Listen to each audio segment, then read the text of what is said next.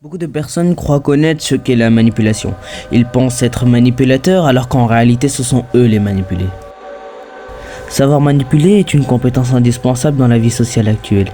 Et si tu penses que j'invente ces tactiques manipulatrices, va voir le livre dans la description et reviens me voir. Sans plus tarder, commençons. Savoir approprier les conversations. Cette tactique consiste à s'approprier le sujet de n'importe quelle conversation, pour n'importe quel objectif que vous voulez. Laissez-moi vous expliquer. Dans ce contexte-là, c'est rediriger une conversation. Donc le but, c'est de poser une question directe en rentrant direct dans le sujet, de façon totalement naturelle. Voici un bref exemple.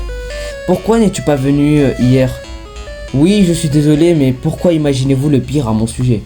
Vous venez de rediriger le sujet de base qui était votre absence en une question interrogative qui déstabilise littéralement l'interlocuteur. Et maintenant, il va devoir s'expliquer. 2. Vulnérabilité stratégique. Cela semble innocent, voire très émotionnel au premier abord, n'est-ce pas ? Pourtant, c'est une tactique qui va leur faire baisser la garde très vite.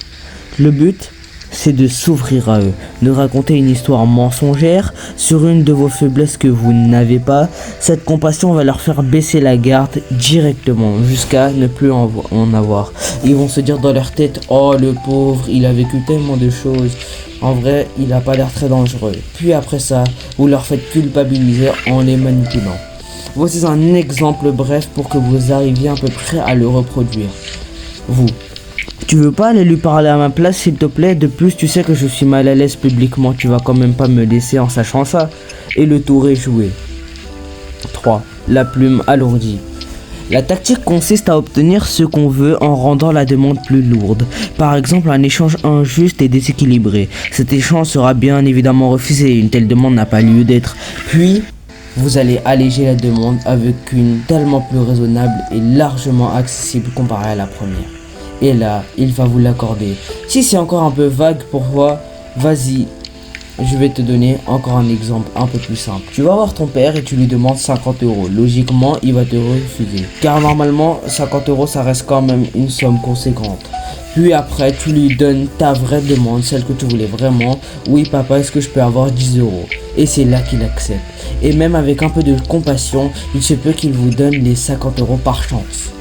Vérité mensongère.